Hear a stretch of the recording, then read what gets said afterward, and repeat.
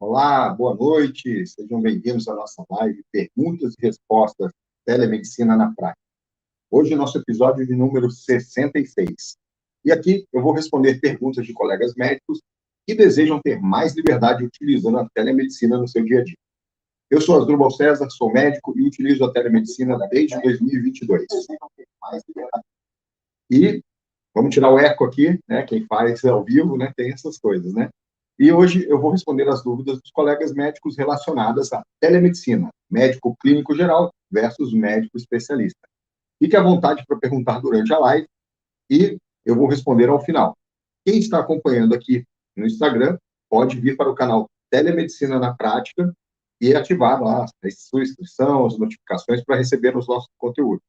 E lá também tem uma caixa de chat, onde vocês podem mandar ali os comentários e dúvidas também, tá bom?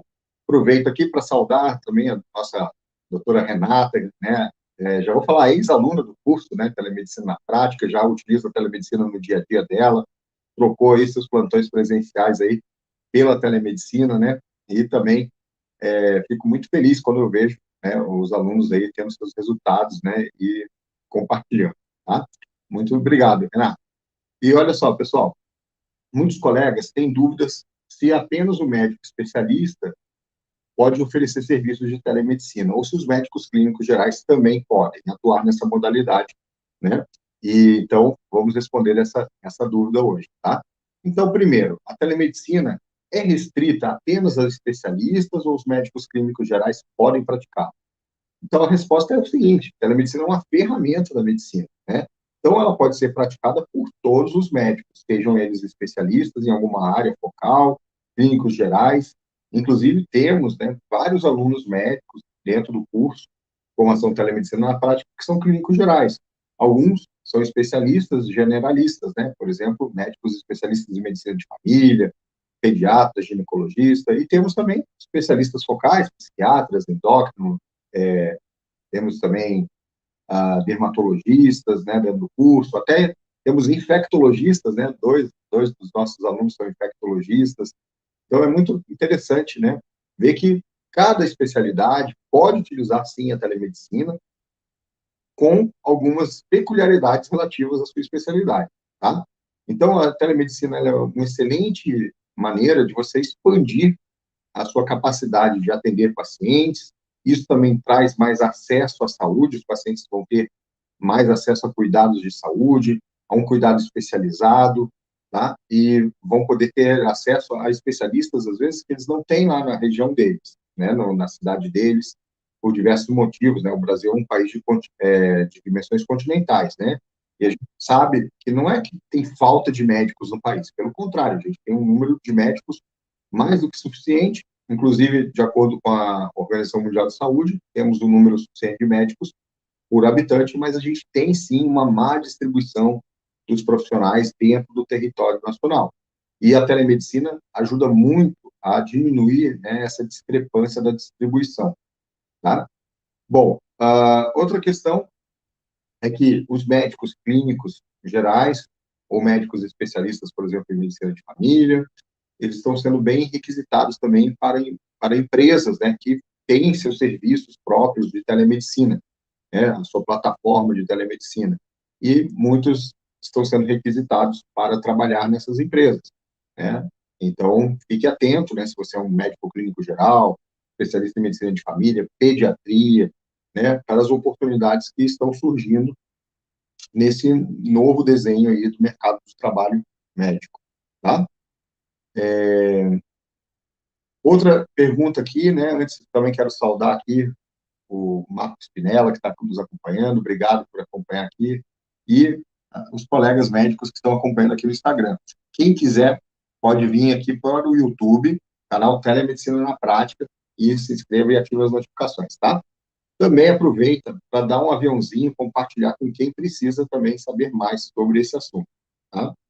Então, a segunda pergunta que a gente selecionou, né, esse apanhado de perguntas relativas ao tema: quais são as principais diferenças entre a atuação na telemedicina de um médico clínico geral e um médico especialista? Tá?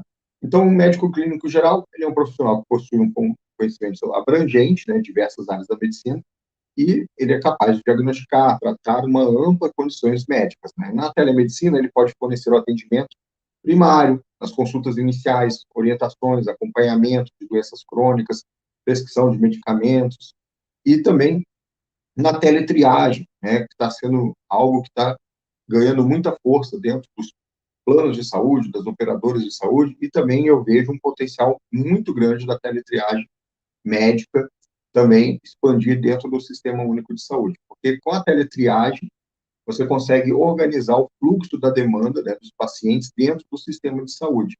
Então, isso faz com que o sistema, tanto público quanto privado, possa ter uma racionalidade do uso dos seus recursos humanos e de materiais utilizando a telemedicina. Tá? Afinal de contas, você que é médico, né, e já deu plantões em UPA, pronto atendimento, tenho certeza que muitas vezes, ou na maior parte das vezes, se deparou com condições clínicas que não eram exatamente emergências, nem urgências médicas, mas estavam tendo uma demanda num pronto atendimento, sendo que poderiam ser feitas consultas ambulatoriais, e não eram para aquele momento, né? Mas o paciente, ele não sabe, ele não tem esse conhecimento técnico, então ele vai procurar aonde ele tem acesso, né? Então ele quer um acesso mais rápido, ele vai procurar um serviço, por exemplo, de pronto atendimento. Hoje em dia, claro que existe também classificações, né, de risco dentro dos programas de pronto atendimento, protocolo de Manchester, por exemplo, onde a pessoa vai receber uma classificação e tem um determinado tempo para ser atendida, de acordo com essa classificação. Mas a telemedicina traz essa oportunidade, inclusive, de poupar que essa pessoa se desloque até um atendimento, um pronto atendimento, que não seja o local exato ali para ela ser melhor atendida. Isso economiza para ela e também para o sistema de saúde, tá? Então, há uma demanda por esse tipo de atendimento, tá? Por outro lado, os médicos especialistas, eles vão ter um foco mais específico na sua especialidade, numa área da medicina, né, no tratamento, né, de órgãos e sistemas, tá? Então, os especialistas focais, como cardiologistas, né, ou dermatologia, endocrinologia, infectologia, como eu falei, também, psiquiatria, é uma área que tem uma afinidade muito grande para a telemedicina, tá? Então, os especialistas podem oferecer consultas mais aprofundadas, específicas sobre suas áreas de especialização, e também os especialistas podem oferecer serviços que não têm em locais mais remotos ou no interior. Então, a gente sabe, por exemplo, que algumas especialidades, elas são muito ligadas a um grande polo, né, um grande centro de referência médica, por exemplo. Vou dar um exemplo aqui da especialidade que eu sempre uso, né, para exemplificar a genética médica, né? Um médico geneticista é bem raro, tá? Eu até brinco ali, né? Quem conhece algum médico geneticista aí, já viu de pertinho, colocou a mão, cumprimentou, coloca aí, né, se já viu um de perto, né? Mas a gente às vezes vê lá na faculdade, ou passa até a matéria de genética médica, por exemplo, em algumas faculdades, tendo aula com outros profissionais e não um médico especialista em genética médica. E na faculdade a gente sabe, passa genética médica ali bem, né, passando ali, né, por cima ali no assunto para ter uma noção básica. Então, um especialista em genética médica é um profissional bem raro, e ele geralmente vai se colocar numa capital ou numa cidade polo de referência. Então, a telemedicina pode ser usada para levar esse especialista, vamos dizer assim, a comunidades ou locais que não tenham acesso, né? Então, às vezes, um pediatra lá no interior, ou um médico clínico geral, um médico de família, está lá com o paciente em loco e pode fazer uma teleinterconsulta com um especialista focal, por exemplo, geneticista, tá? E vamos falar de outras especialidades que não são tão raras, né? Cito aqui o exemplo também da endocrinologia. Temos uma aluna do nosso curso que trabalha com telemedicina num projeto bem legal. Eles estão levando atendimento para o interior, por exemplo, né, de cidades do Nordeste, e ela comentou que tem pacientes que têm diabetes há muitos anos e nunca tiveram uma consulta, uma oportunidade de ter uma consulta com o endocrinologista, e eles, através da teleinterconsulta, conseguem fazer um atendimento, né, com o médico local ou com os profissionais de saúde que estão lá no local, junto com esse especialista, para poder levar esse atendimento especializado para o interior. né? Então, veja que a telemedicina, ela traz muitas oportunidades, não só para os pacientes em si, o sistema de saúde, mas para os médicos também. Oportunidades de trabalho, oportunidades de expandir a sua capacidade de atendimento. E também você que foca numa determinada especialidade, tem aí uma presença, né, também no meio digital, vai ter um número X de pacientes que vão te procurar porque já geraram uma interação contigo pelo meio digital e desejam a tua opinião, desejam passar contigo para ter uma avaliação sua, tá? E, às vezes, esse paciente é de 1.000 quilômetros de distância, às vezes 800 quilômetros de distância, e agora, com a telemedicina, traz essa oportunidade também de ter acesso a um profissional que ele já criou um certo vínculo e ele quer, né, ter essa opinião. Ou, às vezes, até mesmo, se você é um médico cirurgião, o paciente quer o seu serviço de cirurgia, né? Estamos falando aqui de cirurgia ambulatorial, claro, né? Ambulatorial e eletiva, né? Não só ambulatorial, cirurgias eletivas. E por que não ele não faz uma primeira avaliação, conversa, criando esse vínculo, ele se desloca até o consultório para uma avaliação presencial.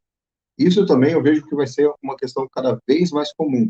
A gente tem uma geração de pessoas que está chegando agora no mercado de trabalho, consumindo produtos e serviços, e antes mesmo de ir a um consultório médico, elas vão querer uma interação online para criar esse vínculo e decidir se vai ou não presencialmente, tá? Isso, lembrando, estou falando de situações eletivas, não estou falando de emergência aqui, tá? Porque muita gente, confunde as coisas. Estou falando de uma situação bem eletiva, tá? A pessoa, às vezes, vai querer, primeiro, ver se realmente, esse profissional que eu quero acompanhar, mas eu não quero me deslocar sem saber se tenho essa afinidade, esse vínculo. Afinal de contas, medicina é um processo de relação, né, entre duas pessoas, tá? Vamos aqui a outra questão que a gente selecionou. E boa noite, pessoal que está chegando aqui também. Bom, quais são as vantagens e desvantagens, né, da telemedicina para clínicos gerais, tá? Então, a vantagem para clínicos gerais são diversas, tá? A gente pode citar essa questão dos horários também, que são mais flexíveis, a, a transição, né, de plantões presenciais para plantões para empresas de telemedicina, por exemplo, redução de deslocamento desnecessário. Eu estava em São Paulo há uns 2 finais de semana atrás, mais ou menos, quase três, e eu estava me deslocando para o aeroporto. Era um horário que não era horário de rush, não era o horário de pico, mas, nossa, demorou para caramba, né? Muito mais até do que eu tinha planejado inicialmente. E aquele trânsito todo, aí tinha obra na pista. Então, eu fiquei pensando, nossa, isso que eu estou hoje aqui em São Paulo, nesse deslocamento aqui. Agora, imagina quem faz isso todo dia, né? Estava comentando com a minha esposa e vai para um plantão, se desloca lá em São Paulo, leva 1h15, 1h20 para chegar no plantão, depois sai do plantão, depois de 12 horas de plantão, se desloca mais 1h, 1h20 para chegar em casa. E aí eu fiz um cálculo, né, que tem colegas que ficam no trânsito aí durante a semana, 10 horas mais ou menos semanais, né, só de trânsito, tá? E nesse deslocamento está sendo consumido, né, tempo, dinheiro, um monte de coisa. Então, a telemedicina também pode ser uma boa opção para quem quer trocar esse tipo de situação, tá? Até esses dias eu fiz uma live com a doutora Renata, né, que citei há pouco também, e ela estava contando que na cidade que ela mora, para se deslocar para outra cidade que ela fazia atendimento, tem uma balsa, né, e ela tem uma balsa, né, ela não usa mais porque ela está fazendo telemedicina, mas ela tinha que ir até a balsa, tinha espera da fila para entrar na balsa, né, de carro. Então, né, veja quantas facilidades trazem aí você migrar para o uso da telemedicina, tá? Claro, né, é muito bom que tenha gente que quer estar lá na porta do hospital, no plantão, fazer emergência, gosta da adrenalina, e se adapta bem a isso, mas ela também pode mesclar, né? Às vezes ela tem um trabalho que é fora da cidade dela, ela não quer mais se deslocar, não quer ficar indo para essa outra cidade, e ela pode estar migrando e fazendo atendimento de telemedicina.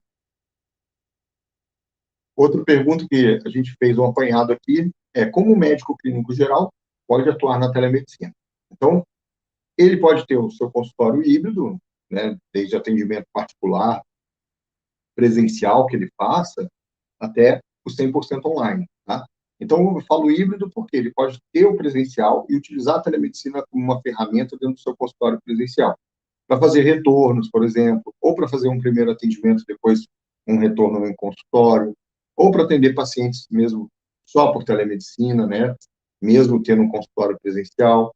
E o 100% online, tá? Geralmente, o 100% online, ele vai estar prestando serviços aí para outras empresas ou fazendo somente atendimentos dos seus próprios pacientes particulares, tá? É muito importante, né, também, quando a gente fala de consultório, atendimento particular, lembrar, né, do termo de consentimento livre esclarecido que deve ser elaborado e enviado para os pacientes para fazer a teleconsulta, tá? Outra coisa que muitos entram em contato e às vezes perguntam é a questão dos valores, né? Quanto cobrar, né, por uma consulta de telemedicina, né? Quanto um clínico geral pode cobrar por uma consulta de telemedicina, quanto ele vai receber no atendimento para essas empresas. Então, a minha resposta que eu falo para os meus alunos é: se você tem consultório presencial, você deve cobrar o mesmo valor da sua consulta presencial. Ah, eu não tenho consultório, mas eu quero fazer atendimentos de telemedicina, de particulares. Então, veja na sua região, mais ou menos, quanto é o valor que os seus colegas cobram, estabeleça aí uma média de valores e faça o teu valor. Importante lembrar que a telemedicina é uma ferramenta da medicina, ela é medicina, ela está inclusa nos mesmos ditames éticos, né? Todas as regras que você tem para exercer a medicina, na telemedicina também estão valendo, né? Claro que existe uma regra específica, que é uma resolução específica de telemedicina, tá? Você deve conhecer essa resolução, ela foi feita em 2022, e existe uma lei também sobre telesaúde, tá? É muito importante você ter esse conhecimento, tá? Mas, tanto o médico clínico geral quanto o especialista que utilizam a telemedicina, eu recomendo, faça o mesmo valor da sua consulta presencial com as mesmas coisas que você pratica. Se você dá retorno nas suas consultas, você também vai dar retorno na consulta de telemedicina, tá? Na questão do atendimento para empresas, né, a questão dos valores, eles batem muito aí com o mercado dos plantões presenciais também, tá? Só que você tem que fazer um cálculo, porque tem empresas que pagam por hora, tem empresas que pagam por atendimento. E eu sempre falo, compara quanto aí na sua região é pago por hora no plantão da porta de hospital, num pronto atendimento, numa UPA, e quantos atendimentos são realizados por hora. E aí você faz uma média e vai ter um valor de atendimento único, né? Então, vamos supor, paga R$ 120 a hora e você atende em média 3 pacientes por hora. Dá um valor de R$ 40 por paciente atendido, tá? Então, quando você for ver empresas, né, e você poderá estar prestando um serviço para elas, né, veja essas questões, faça esse comparativo do presencial com o valor da telemedicina que você vai prestar serviço para uma empresa, tá? Para ver se a relação está ok, tá? É importante, né, também na telemedicina você ver também quanto tempo de atendimento, se você for prestar serviço para empresas, quanto tempo de atendimento é destinado para cada consulta, tá? Então, você tem que ter essa análise, tá? A questão da liberdade da telemedicina é, como eu falei, né, te dá mais oportunidade. Quem, né, é clínico geral, não quer abrir toda uma estrutura de consultório, quer fazer alguns atendimentos, por exemplo, tem uns médicos que trabalham como concursados em prefeitura e faz 40 horas semanais. Mas sempre tem alguém procurando, tem uma certa demanda, mas não a ponto dele querer abrir um consultório ou necessário abrir um consultório. Ele pode estar utilizando a ferramenta da telemedicina também, tá? E se você é médico, quer ter mais liberdade utilizando a telemedicina, clica no link aqui abaixo desse vídeo ou no link da bio para se inscrever aí para a nossa lista de espera para a próxima turma do curso de formação telemedicina na prática, tá bom? Então, link da bio aqui no Instagram ou na descrição desse vídeo, tá? Toda semana eu faço lives aqui no Instagram ou no YouTube, né? Não no. E você pode enviar suas perguntas no direct do Instagram, que a gente faz o selecionado do apanhado delas e faz a live de perguntas e respostas, tá bom? E você pode compartilhar também com colegas que querem saber mais sobre telemedicina, para a gente cada vez mais levar esse assunto adiante, né? Afinal de contas, quando a gente está falando sobre isso, mais pessoas tomam consciência, né, sobre o uso da telemedicina, tanto quanto médicos quanto pacientes, tá? E essa ferramenta ela vai se tornar cada vez mais comum no nosso dia a dia, tá? Na faculdade de medicina, por exemplo, eu já falo com meus alunos sobre o uso da telemedicina, porque para eles é muito natural, é uma geração, né, eles têm 19, 20 anos, é a geração que praticamente nasceu com o smartphone na mão e já faz tudo por lá. Eles até acham estranho quando eu falo que não era permitido fazer telemedicina. Muitos olham assim como, poxa, como não? Uma coisa tão normal, fazer as coisas pelo celular, por videoconferência, tal, né? Mas a gente explica, né? Existem nuances, né? Detalhes aí na medicina que exigem o presencial.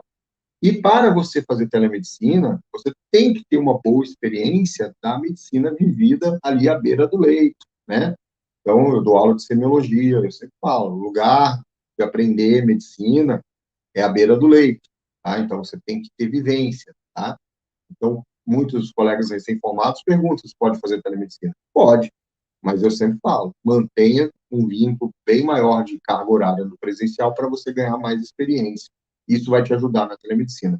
Tanto que eu tenho alunos, né, do curso de formação de telemedicina na prática, de 20, 30 anos, 35 anos de formado, e eles se adaptam muito mais rápido até, porque eles têm mais segurança, mais experiência e vivência de situações, às vezes, do que pessoas com pouco tempo, né, recém-formados. Então, até muita gente acha assim, mas a telemedicina para a pessoa que já tem mais idade, ele vai ter mais dificuldade, e às vezes pelo contrário, a experiência que ele traz, a bagagem que ele traz, favorece ele no uso da ferramenta, tá? Então, pessoal, muito bem.